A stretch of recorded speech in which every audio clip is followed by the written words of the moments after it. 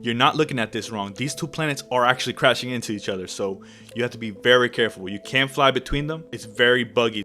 Hey y'all, Nolo here. It's been a minute, so let's catch up with a brand new planet vote for our civilization, the Brolo Republic. If you don't know what the Brolo Republic is, we're a group of players of No Man's Sky, and we find planets to inhabit. We build bases, we build whole civilizations in different planets. As of right now, Effigy is going to remain our capital planet. It's our main hub, but today I'm going to share with you a bunch of new candidates that we're going to annex to our Republic space. There's 11 in total, so you need to vote for which one you want added to our civilization. All of these were discovered by our fearless Brolo explorers. The candidates include some more alien looking worlds and planets that are less Earth-like, because this is definitely going to inject some more variety to our planets, because let's be real, each one of our previous capitals have all been like Earth, so it's time for the Republic to branch out and spread to all corners of the universe. Keeping that in mind, this vote will definitely have more than one winner, so it's going to be a ranked choice. Since there's so many candidates this time around, I'm going to be more brief with the commentary. Usually I go more into detail every single planet, but we're just going to do a quick rundown. For more footage of each of the planets, check the description. I have a link to a long video with like all the raw footage of all the planets together, and in that same description there's going to be the link to vote for your favorite planets that you think should be added. So let's get right into it. Our first planet is Fravolin. Although its color may be one note in my opinion, the Fanta color tropical planet is no doubt very eye-catching. I caught myself thinking, they can't all be bangers, y'all. This here planet is a great choice due to its paradise status, meaning there's no sentinels and no harsh weather. But do note that these conditions that I'm telling you right now vary depending if you're on survival, permadeath. This is based on the regular gameplay.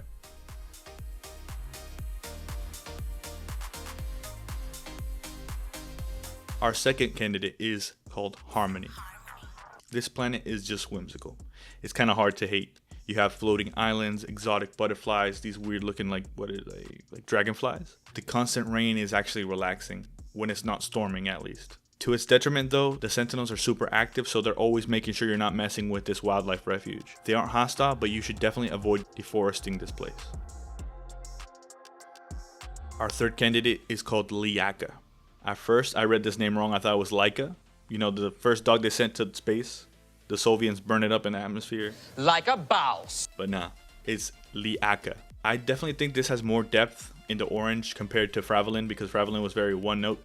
This one has more different colors coming through. But whether the weather is worth it for you is up to you. This planet has Hurricane Katrina every few minutes, so that's definitely something you have to consider for this planet.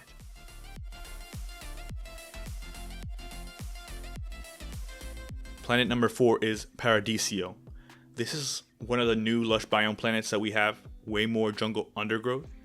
The world's updates added way more variety to a lot of these biomes. So, is it an Earth-like? Yes. But it definitely stands out from our current home planet with its exotic plant life, especially in the oceans. I am impressed. Where have I seen this name before? Paradisio.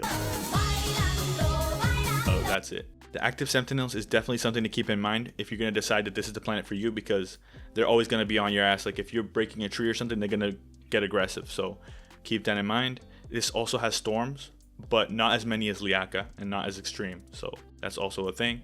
All the candidates up to this point have been in the Euclid Galaxy. It's easiest to get to for new players. So now the ones after this point are all going to be in the lush galaxy of Isentum.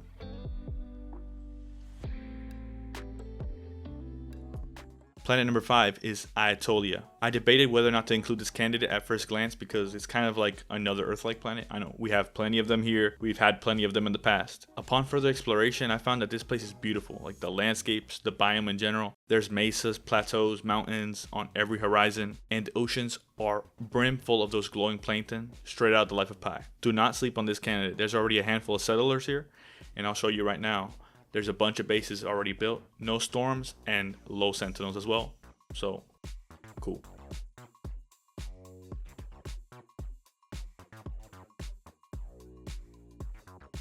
Our sixth candidate is Akiva. Akiva is the only supermassive planet on our candidate list today, but let me tell you, it's not just more of a regular planet. The jungle world scale is felt not only when you're approaching it, but when you traverse its landscape. The terrain and the jungles feel way more life-size. It feels like an actual whole planet. When you're flying across the sky, you barely even see the curvature, you know, like the horizon. It's definitely something you want to experience in-game to have it hit you. The mountains in this joint are so massive that it took me a full minute and a half to fall off of this thing, man. The weather is very mild here. Just know that the Sentinels are a bit more active, but I wouldn't worry because the planet is just 10 times bigger than any other planet here, so you probably won't even run to them as often.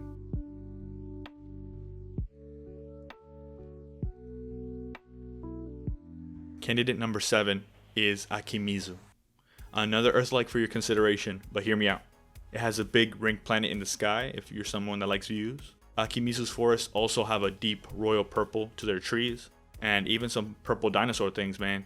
So like if you're Barney, or if you're like a pimp looking to retire, then you might want to look into Akimizu. No storms or no sentinels here either, so pretty decent spot here.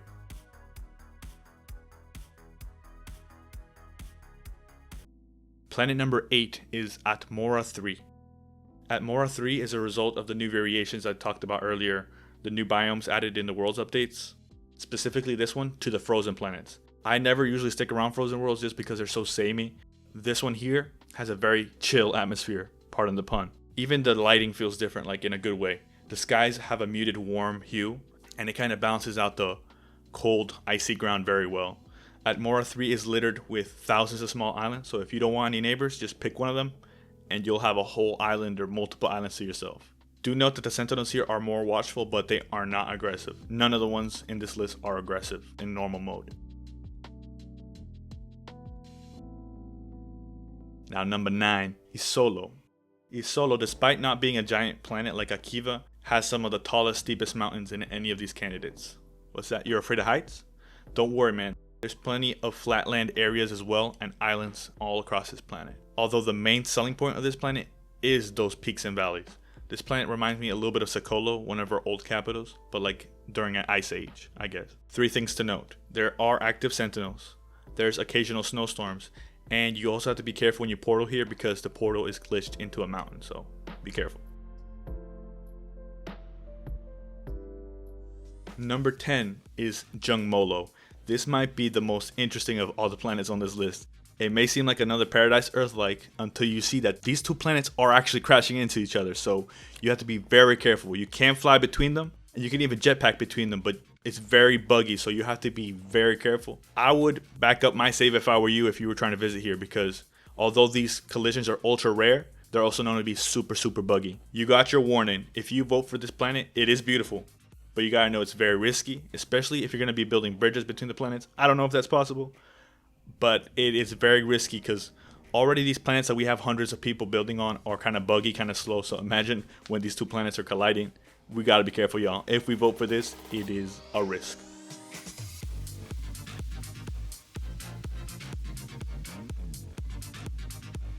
Candidate number 11 is Yagara. Yagara is a desert planet.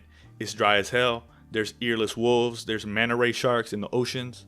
It's a perfect place to build a frontier town and become the sheriff. Or heck, you want to be an outlaw? Be an outlaw. You want to be a shark fisherman? Go ahead. The sky is the limit on this planet.